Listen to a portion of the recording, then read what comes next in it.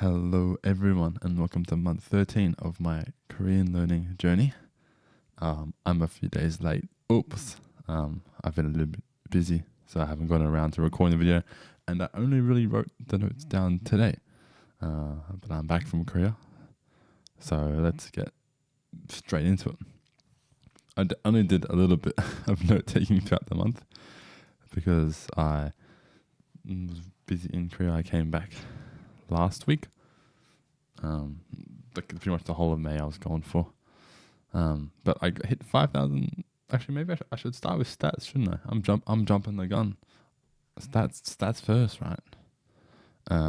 This is my known word count: 5,272, up 445. Same words 424.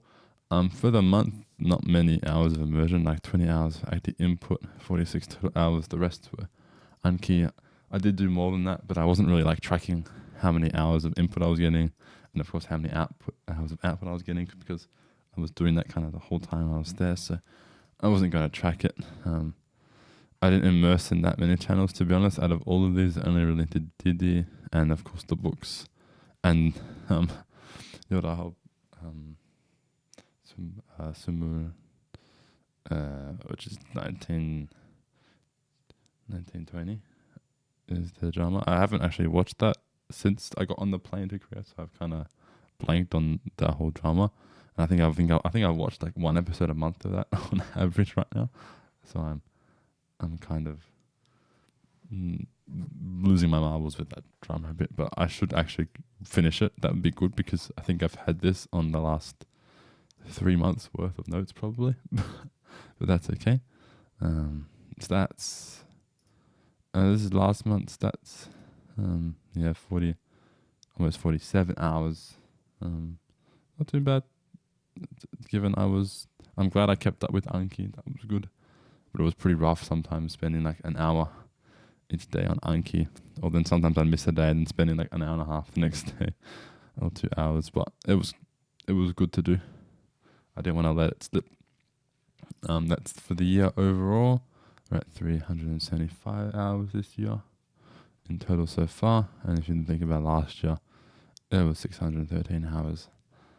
As a bit of reference. Now let's get into the notes for this month. So on the 7th, I hit 5,009 words. Oh, I should show more stats. What am I doing? Anyway, kimchi reader stats. You can ignore the known and seen because this has changed now, because more time's passed. But I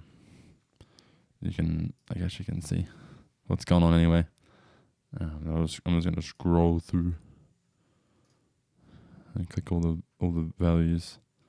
But although this is this month, just kind of ignore this. I guess the most important part is, last 30 days. And the general stats too.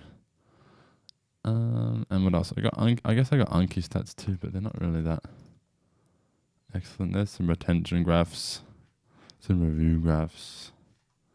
This is the other stats. Yeah, nothing too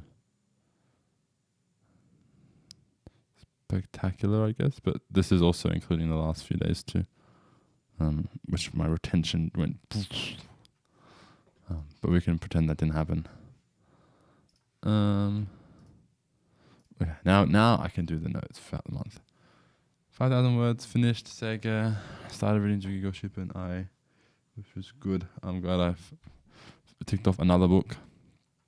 That's all of the notable events that happened. But yeah, back from Korea, I had an amazing time. I did 1 night in Seoul, 2 nights in Busan, 4 nights in Jeju-do, and the rest in Daegu. It was great. Jeju weather was unfortunately not that great, but everywhere else pretty good. Very hot, actually, very hot in like Australia right now. It's freezing, so it's been fun to adjust back to because of winter. But it was a very like surreal experience. Staying in Daegu was great because I was never spoken to in English, and I had to rely solely on my ability to communicate in Korean. But at the beginning, speaking was pretty rough, and communicating with my girlfriend's family was very rough too. But I got warmed up, and I didn't really struggle following instructions that much, and I was able to get my message across of course, often made mistakes, probably used unnatural grammar and vocab, and very often couldn't find the words or figure out how to structure my sentence. But usually I was able to say what I wanted to say, correct enough to get my message across, or to the extent that the listener could correct what I was trying to say. And I'd be able to be like, they'd rephrase it. And I'd be able to go, no, 맞아요. And after they correct me or like say what I'm trying to say. So that was like, I was happy with that. I could easily notice the difference in my like Korean speaking and listening, quote unquote, to conversation in real time. Those abilities compared to when I first arrived in Korea. So that was good to see a notable difference between my ability to speak and listen to spoken conversational Korean in real time. But there are definitely a few things I struggled with, of course. Mumbled speech or male speech, also the older the harder, of course, is still noticeably harder for me to understand. Speech over the phone is also notably harder to understand.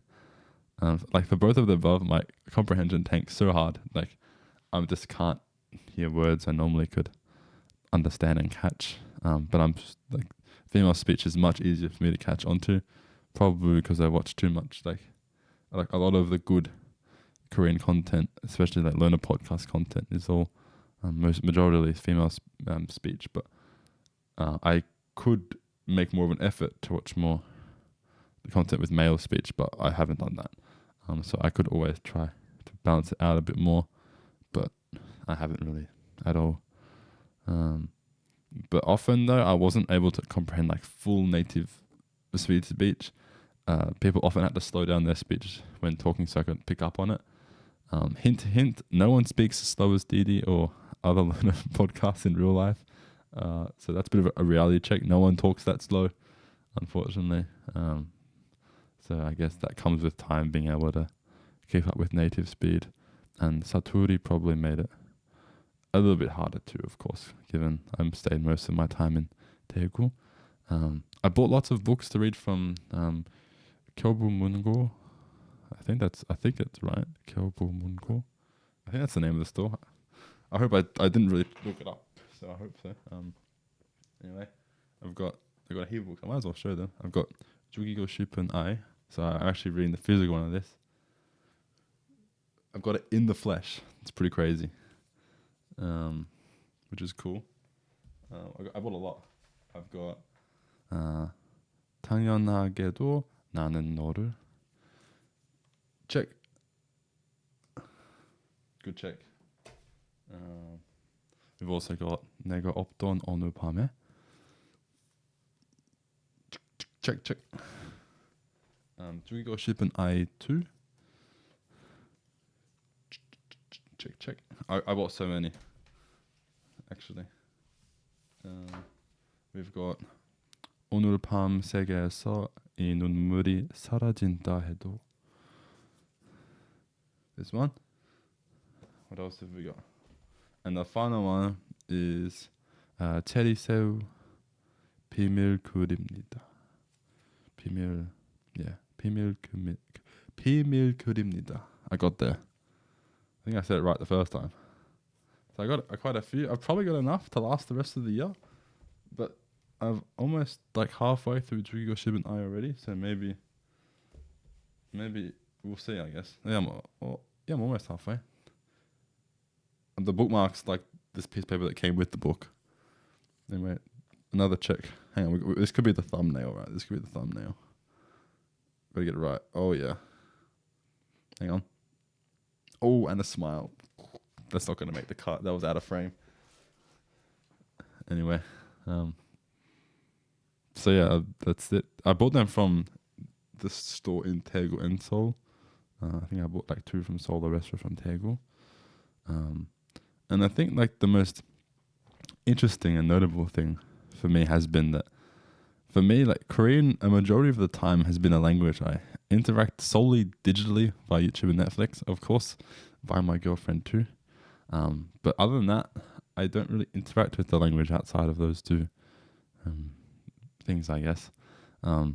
However, in Korea, of course, obviously, it was everywhere. So it was like extremely tangible, physical, and it was like just a great experience seeing something you've seen so much of digitally in the flesh. Because like, keep in mind, I've been watching like Korean dramas, Korean music for pretty much 10 years now, since 2016.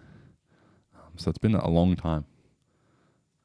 So there was like, it was crazy seeing it like just physically. So that was pretty cool. But like sometimes I guess I often do think like, what's the point of putting all this time into Korean?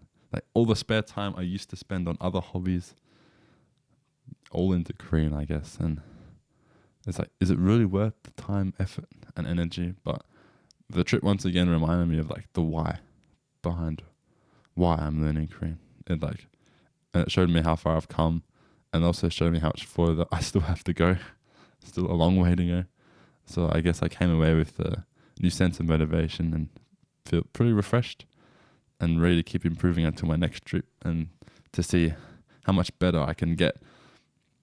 But on another note, I didn't really immerse much at all that month, last month, I guess. Last month of May. But I did keep up Anki day to day. I did run out of mind flashcards. So my known words didn't go up as much as I wanted to. So maybe there was like a week worth of time, maybe even more, where I didn't have any new cards each day. So that kind of halted a little bit, which is also why I just didn't get as many hours in this month, because I just wasn't tracking, and the stuff I did track, that wasn't really that much of it. But that's okay. Anyway, there's not really, I realized I didn't talk that much. Maybe I sped through it. It's only really been 12 minutes. I was kind of expecting a longer video. But yeah, if anyone has any, I guess, it's really hard to summarize a trip, a month-long trip, but hopefully that, I guess, is a few key points of what I found and thought about things. But if you have any questions or stuff, feel free to leave a comment. Like if you liked the video. I haven't hit 1,000 hours yet, but I will this month. So maybe then I'll make a better, a well-refined, a well-edited video. But maybe I'll be lazy and I won't do that. Who knows? But anyway, thanks for watching, and I'll catch you in the next month's update video. Bye-bye.